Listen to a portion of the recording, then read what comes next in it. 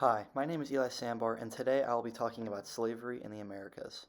Slavery has been around for ages. Places such as Mesopotamia, ancient Egypt, and even ancient Greece and ancient Rome.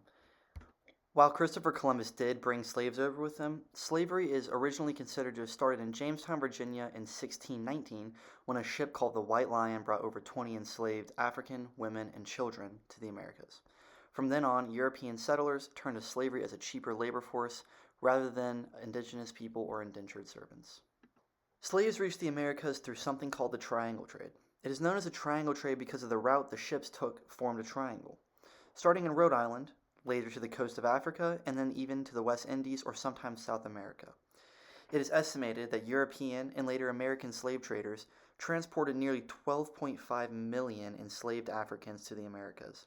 Of that number, nearly 2 million died on the way overseas, with around only 10.7 million actually getting off the boat and being sold into slavery.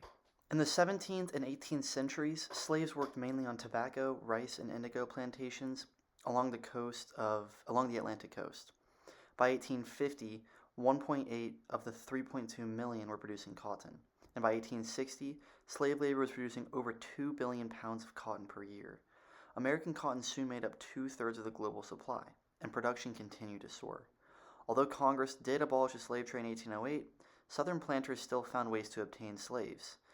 A main way they did that was in that time tobacco was kind of dying down, and the tobacco planters realized that they had much more slaves than they needed, so they would sell. Some would release, but probably 90% of them would sell their extra slaves to other southern planters, and another way they got them was smuggling them through the Atlantic Ocean. While this was making planters a ton of money, those who didn't own slaves were less fortunate. At this time, about two-thirds of white households in the South didn't own slaves at all.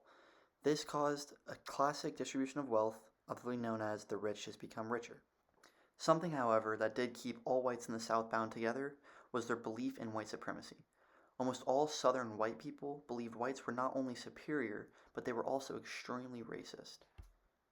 African slaves were treated very poorly. Their daily life was harsh, they worked long hours, and basically had zero rights. Most slaves who lived on smaller farms often lived in the kitchen, other outbuildings, or a crude cabin near the farm's owner's house.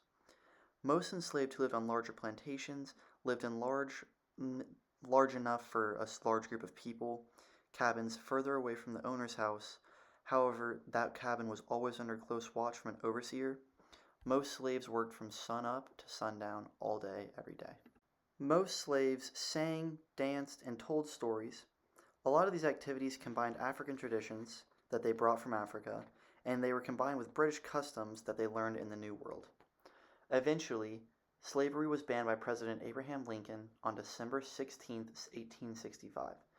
This was also the addition of the 13th Amendment to the U.S. Constitution.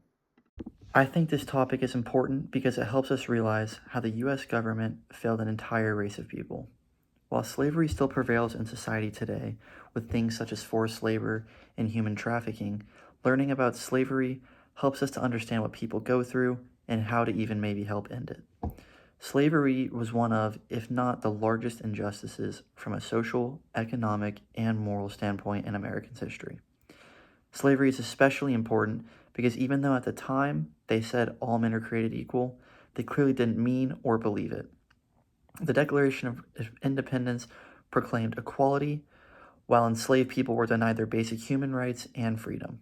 This contradiction highlights the gap between equality, actual equality, and the injustices in our world.